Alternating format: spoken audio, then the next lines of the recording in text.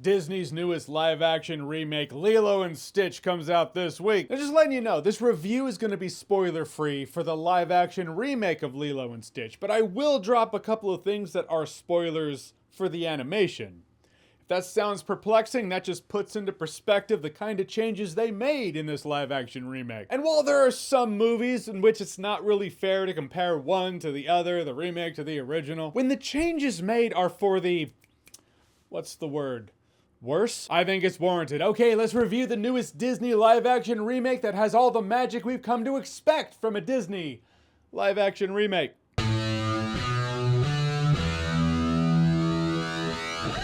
So Lilo and Stitch is the newest Disney live-action remake of one of their animated classics. The story of a little alien monster that evades termination, comes to Earth, befriends a little girl named Lilo, and chaos ensues. Classic, yes. Don't sleep on Lilo and Stitch.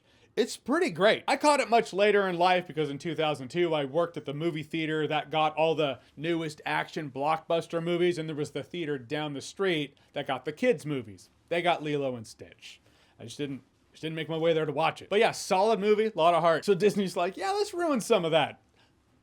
Okay, what I liked. Stitch, I thought Stitch was great. His character model's amazingly accurate to the animated counterpart. They even got Chris Sanders, who voiced Stitch in the original, back to voice Stitch here. He's actually one of the writers of the original Lilo and Stitch. And there's some things that a live-action remake does lend itself to. I feel like this movie does play that up in the right way, with Stitch in particular. Stitch is getting into mischief, getting into some different mischief, but it's all in the spirit of Stitch. Another one that worked in this movie is the other half of the title, Lilo, played by Maya Kealoha, who hasn't been in another movie. This is her first film. Stuff like that makes me nervous. I'm like, oh no, is it gonna be like, hey, so Stitch was great, on to the things that they changed? No, I thought she was really good in the movie. I feel like the kid has a bright future ahead of her. Because Lilo and Stitch is basically, imagine a girl version of Dennis the Menace gets the Tasmanian Devil as a pet. If the Tasmanian Devil was some alien monster posing as a dog. And I felt that sister bond story between Lilo and her sister Nani,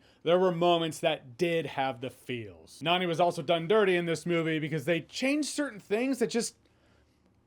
Alright, let's get into that. See, this movie has a problem of adding characters in the movie that didn't need to be added, and those characters take away from the already existing characters, like Nani. Nani in the live-action remake does not take Lilo to go get a dog. That's a moment in the animation that shows that she wants to do something nice for her sister. It's a good moment. But why give her that when you can have a new character, a new neighbor character taking up time, a new social worker? The social worker is in the animation, but it's Cobra, and he's a bit mysterious. You know he's not just a social worker. Then there's a reveal at the end of the movie for him. Cobra's in the live-action remake, but he is a CIA agent on a completely different arc. There is a caseworker in this movie, played by Tia Carrere, who is just a caseworker. She's a bit of an Easter egg because Tia Carrere is the original voice actress for Nani. But they're just basically taking characters, splitting them into two characters, and giving the characters half the arc. Characters are half as interesting now, not nearly as nuanced. The whole thing's getting too crowded now, and it didn't need to be, because Lilo and Stitch is, well, it's just perfect in its execution. The animation, that is. Also, enter the alien buddy duo if we're going to talk about jokes that don't land, or at the very least, characters they turned into generic characters. This movie actually has a problem of, does it really lend itself to live action? Lilo and Stitch animation has a couple of aliens who clearly look like aliens, but, you know, wearing wigs and dresses and trying to look human. Anyone would just look at them and be like, that's clearly not a human. But since it's animation, it plays just fine. It works. It's kind of like Bugs Bunny when he stands on someone's shoulders and has the trench coat and he poses as a human, and we're like, I guess. It works because it's an animation. We take the leap, we make the leap, let's move on. But in live action, it wouldn't work. It would be weird. It wouldn't play right. We'd see it and be like, how do people in a live action world not call them out as aliens?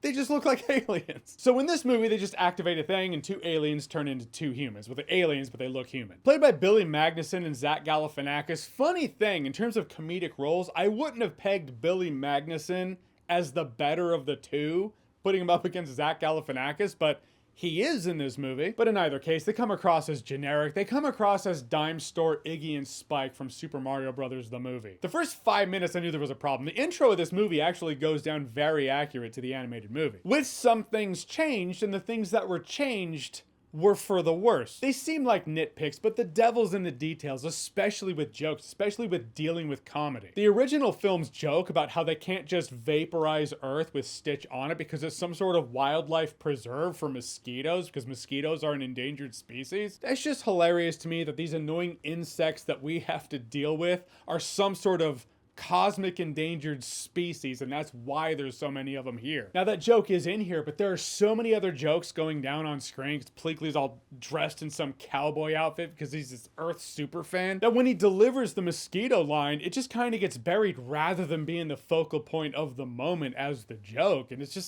it's not funny. Same with the joke of this ship going to this water planet. Everyone's like, oh, okay, we're saved. And then you see Hawaii just getting bigger. And they're like, you gotta be kidding me. What are the odds he's gonna land on this island? You know, like, no, it's just delivered differently. Even the line about his molecular density, it bothered me. In the original, he's headed to this water planet, and she's like, he won't survive in water. His molecular density is too great. And that's it. You just kind of have to know what that means, or a kid will hear it, not know what it means, ask the parent. The parent will either know it or Google it. It sparks a curiosity, not explaining it to the audience. In this movie, after that line's delivered, she goes, he'll get heavy and then he'll drown. How is it that the animation had faith that people would figure it out, and the live action version has to break it down in crayon?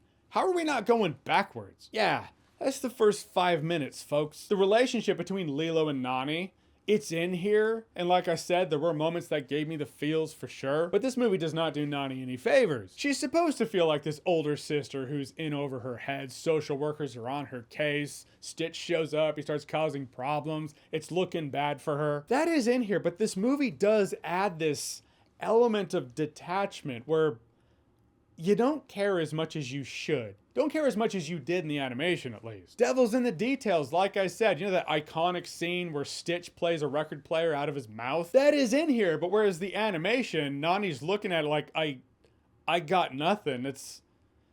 I don't even know what to say to that. In this movie, she doesn't even pay attention. She's just on her phone like, yeah, that's nice. All right, gotta go. It makes her feel like she doesn't care, and it compromises the bond between these two sisters that's supposed to be there. Yeah, it's imperfect. Well, it's like how Stitch said. This is my family. It's small and broken, but still good. That's the point. That's how it's supposed to feel. This just felt like indifference from older sister to younger, or guardian to kid. And quite frankly, the way the movie wrapped up in every degree was just unfulfilling. I thought it was a worse version of an ending. It was weird. It was someone's version of, hey, it's a happy ending. I didn't find it to be a happy ending. Changing things for a live action adaptation, I totally get that. But when you change jokes, joke delivery, or characters to simply be a dollar store version of their original selves, I do have to question and ask why. With all that said, the fact is, you gotta deal with the world as the world is. $4, the family stays home and watches the superior animated version, or $15 a ticket, you all go out to the movie theater and watch the inferior version of the movie. Kids will have fun with Stitch in either movie. It all depends on how frugal you want to be with your finances. But yeah, I thought Stitch was great. The rest of the movie I'm not gonna remember in T-1 day. So what have we got? This live action version's also longer than the animated Lilo and Stitch. Animated Lilo and Stitch is amazingly time efficient. It's about an hour 25 minutes, so the Google search tells me. It feels like an hour. It is in the pocket. Live action is about an hour 40 minutes. It feels over 2. So yeah, that's my slightly nitpicky review of the Lilo and Stitch live action. But the point is, when a remake happens, you have to ask yourself, does it justify its own existence? And the answer here is, well, no. Like a lot of Disney live-action remakes. The answer remains no. All right, so Lilo and Stitch, the animation. Have you seen it? What did you think about it? Oh yeah, the live-action as well. Well, how do they compare in your opinion if you've seen both? However they are, whatever you think, comment below, let me know. And as always, if you like what you've seen here and you want to see more, click right here to see more.